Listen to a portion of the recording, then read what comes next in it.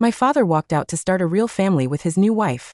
Now that I've raised my little sister, and she won't even look at him. He's suddenly demanding I fix what he broke. I was 16 when Dad told me his marriage to Brenda was different. Special. That his kids with her would be planned. Wanted, not accidents. Like me and Iris. Iris was 6. Sitting on the couch braiding her doll's hair when he said it. She looked up at accidents but didn't understand. I did. He moved out that weekend. Left Mom a voicemail saying he'd send child support. The first check bounced. There was never a second one. Mom worked 2 jobs to keep the apartment. I became Iris's person. I walked her to school every morning. Packed her lunches with notes on the napkins. Helped with homework at the kitchen table. While Mom slept between shifts.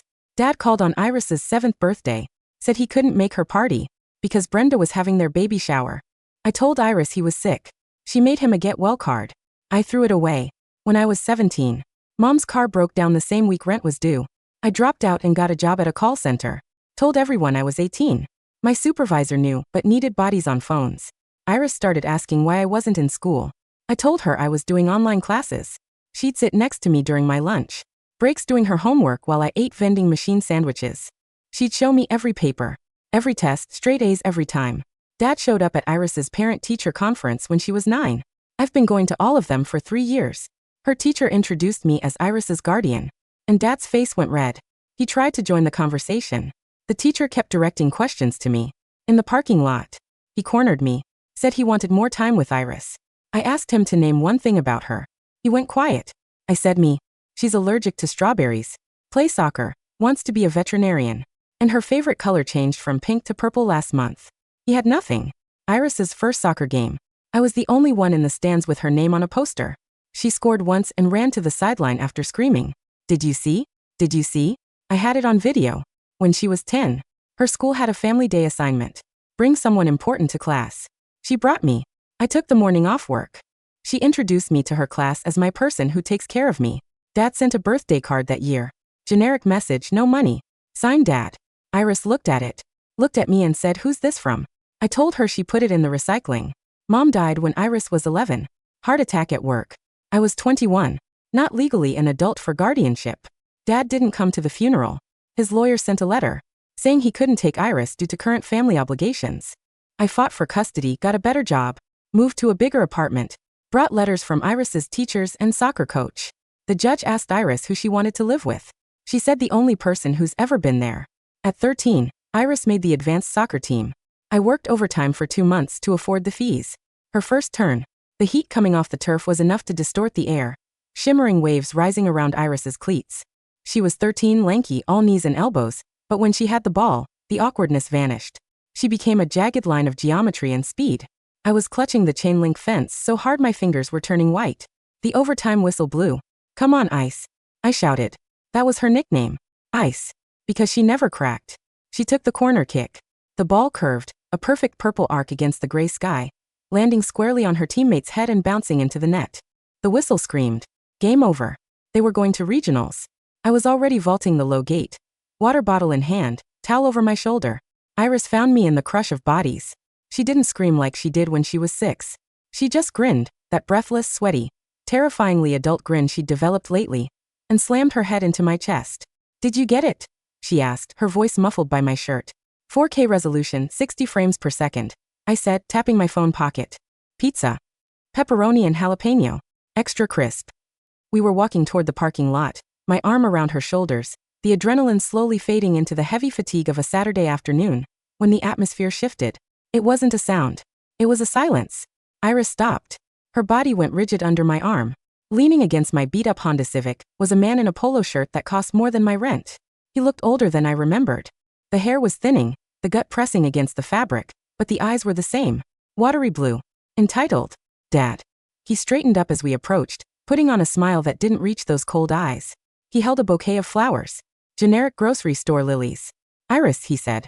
His voice was rusty, like a door that hadn't been opened in years. Congratulations. That was some kick. Iris didn't move. She didn't look at the flowers. She looked at me.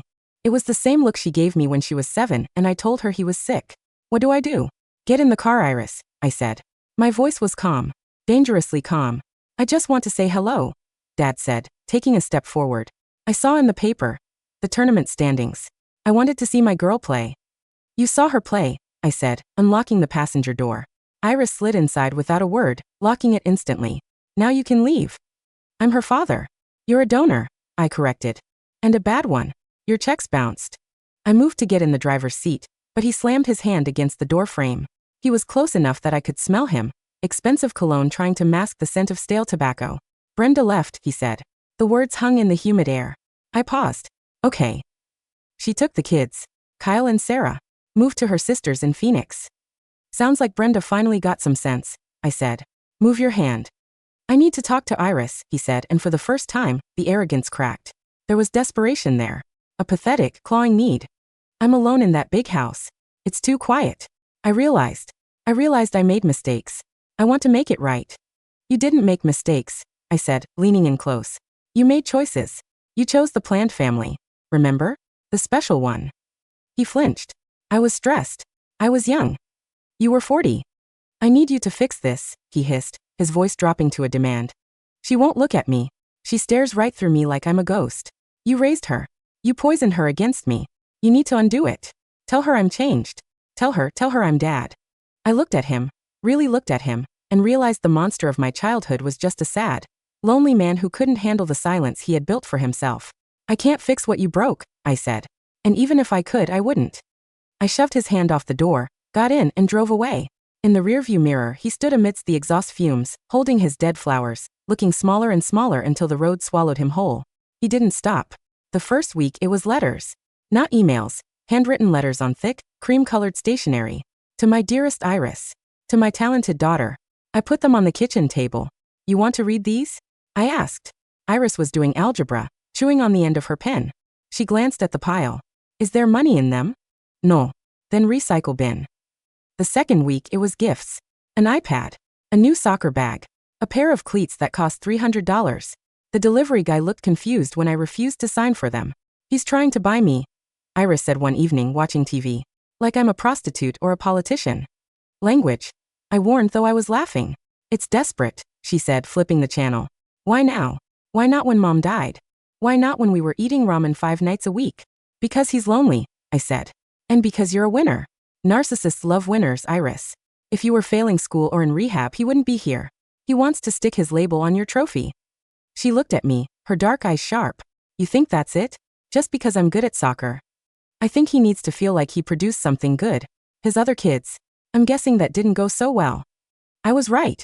A little digging on Facebook, an account I made just for this, revealed the truth. Brenda had left him because their son Kyle had gotten into legal trouble, something involving a stolen car and possession.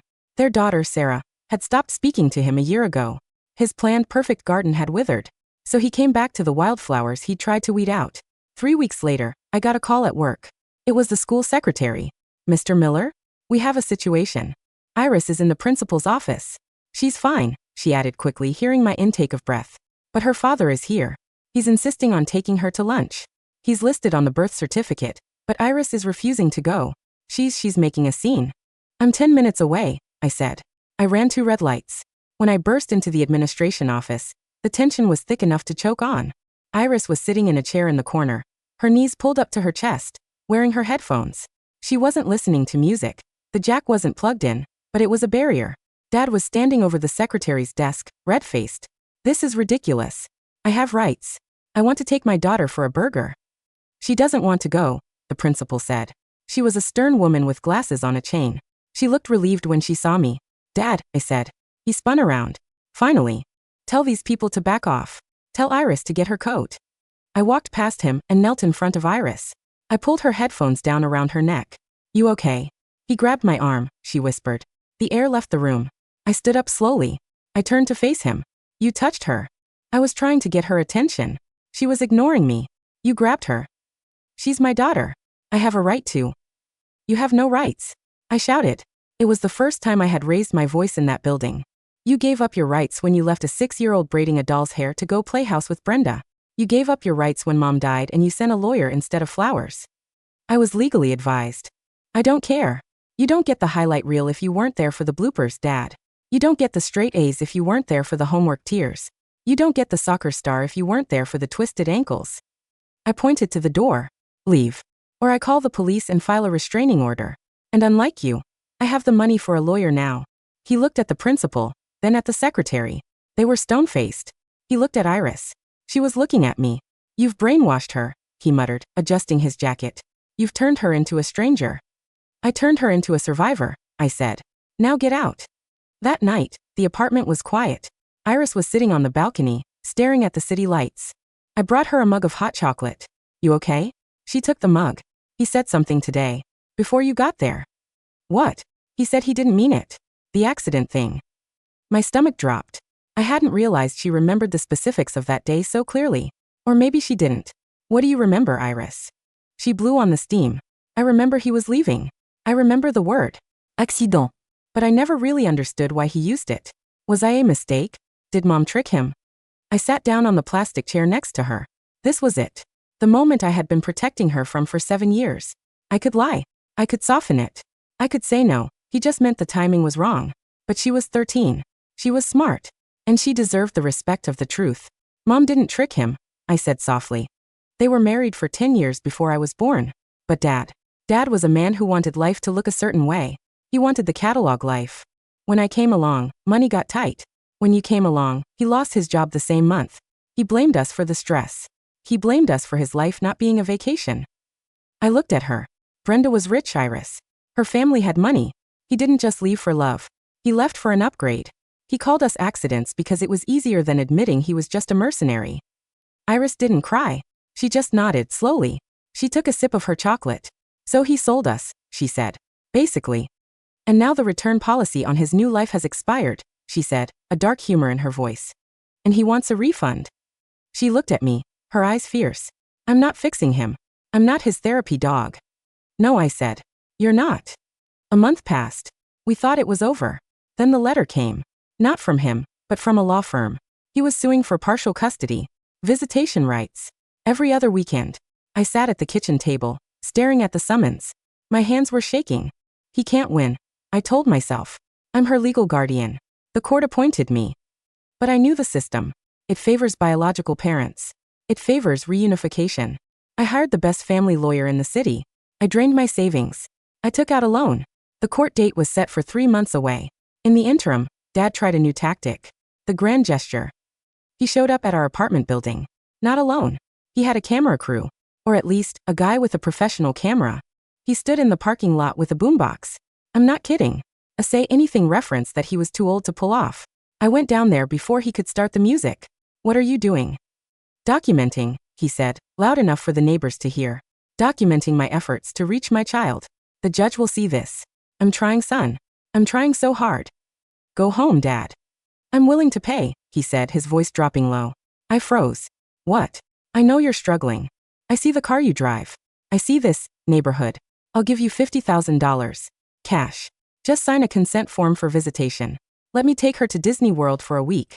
Let me take her to the club for dinner on Sundays. That's all I want. Access. I looked at him. He really believed it. He believed everyone had a price because he had a price. You think you can buy her time? I'm offering you a lifeline. You could go back to college. You could move out of this dump. This dump, I said, is a home. Something you never built. I turned to walk away. I'll win in court, he shouted. I have money now. I can bleed you dry with legal fees. I'll bankrupt you, and then I'll get her anyway. I stopped. I turned back. I took out my phone. Did you get that? I asked. Iris stepped out from behind the dumpster, holding her phone up. The red recording light was blinking. 4K resolution, 60 frames per second, she said, her voice shaking slightly but clear. Dad's face went the color of curdled milk. You set me up. We learned from the best, I said. Get out of here. The courtroom smelled like floor wax and anxiety. Dad was there in a 3-piece suit, looking the picture of a repentant, stable father. His lawyer was a shark in a pinstripe suit. My lawyer, Sarah, was quieter, sharp. The judge was an older man, tired eyes, reading the files. Dad's lawyer gave a speech about the sanctity of the biological bond, about how my father had overcome personal demons and wanted to reconnect. He painted me as a well-meaning but possessive sibling who was obstructing the natural order. Then, the judge called Iris into his chambers. This is unusual, the judge said, but given the child's age and the nature of the guardianship, I want to hear from her. I waited on the hard wooden bench. Dad wouldn't look at me. He was tapping his foot, checking his watch. He looked confident. He thought his suit and his polished lies would work. 20 minutes later, The door opened. Iris walked out. She looked calm. The judge followed. He sat down at the bench and adjusted his glasses. He looked at Dad. Mr. Bennett, the judge said, I have had a very illuminating conversation with your daughter. Dad smiled. She's a bright girl, Your Honor. She is. She showed me a video, the judge said. Dad's smile vanished. And she told me about a birthday card she received when she was 10. Do you recall that card? I sent many cards. She told me about the time you cornered her brother in a parking lot. She told me about the word accident. The judge leaned forward. In this state, at 13, a child's preference is given significant weight. Iris has made her preference explicitly clear.